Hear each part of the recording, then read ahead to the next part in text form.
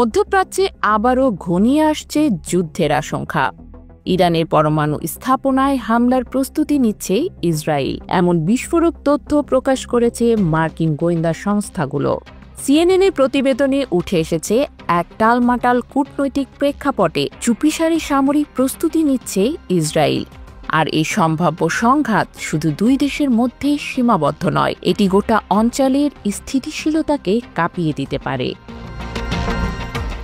CNN জানায়, মার্কিন গোয়েন্দা কর্মকর্তাদের প্রাপ্ত তথ্য অনুযায়ী ইসরায়েল সম্প্রতি বেশ কিছু সামরিক পদক্ষেপ নিয়েছে। এর মধ্যে রয়েছে বিমান মহড়া, যুদ্ধবিমান মোতায়েন এবং বিস্ফোরক পরিবহনের মতো কার্যক্রম। যদিও এই পদক্ষেপগুলো সরাসরি হামলার ইঙ্গিত দেয় না, তবে বিশ্লেষকদের মতে এগুলো একটি সম্ভাব্য সামরিক অভিযানের প্রস্তুতির অংশ হতে পারে।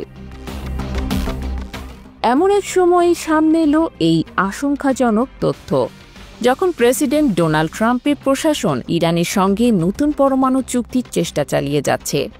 একজন মার্কিন গোয়েন্দা কর্মকর্তা সিএনএনকে বলেন, ট্রাম্প প্রশাসন যদি ইরানের সঙ্গে আপোষমূলক চুক্তিতে পৌঁছায়, তবে সেটাই ইসরায়েলকে হামলার দিকে ঠেলে দিতে পারে।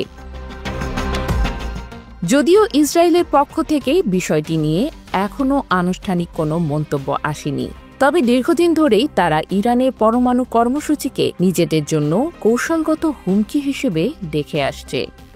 সাবেক গোয়েন্দা কর্মকর্তা জনাথন প্যানিকফ বলেন, ইসরায়েল এখন খুব চাপের মধ্যে আছে।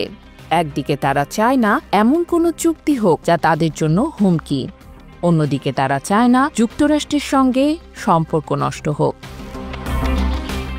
প্রশ্ন উঠছে, ইসরায়েলের সম্ভাব্য হামলা কি মধ্যপ্রাচ্যে একটি নতুন যুদ্ধের সূচনা করবে, আর যুক্তরাষ্ট্র কিভাবে সামলাবে এই উত্তেজনাকর পরিস্থিতি?